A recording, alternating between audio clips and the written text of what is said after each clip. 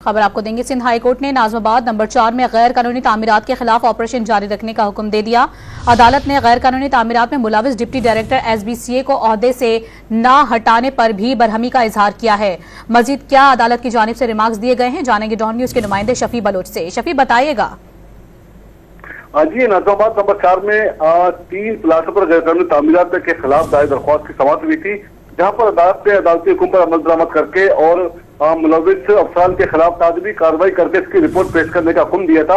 आज SBCA के वकील अदालत में पेश हुए और इन्होंने बताया कि जिस डिप्टी डायरेक्टर SBCA की तैनाती के वक्त गैर कानूनी तामीरात हुई थी, उनके खिलाफ जो है कार्रवाई करते हुए उनकी ओहदे से जो है वो उनके ओहदे की तंजील कर दी गई है और अब्दुल आमिर खान को डिप्टी डायरेक्टर के ओहदे से जो है वो हटा दिया गया है। और इस पर जस्टिस नदीम अख्तर ने कहा कि डिप्टी डायरेक्टर को मुलाजिमत से बरतरफ क्यों नहीं किया गया। अगर एक अफसर को जो है वो ओहदे से जो है इदारे का मसला हल हो जाएगा, गैर कानूनी तामीरात से मुलविस अफसरान को मुलाजिमत से बरतरफ करके दूसरे अफसर ठीक हो सकते हैं।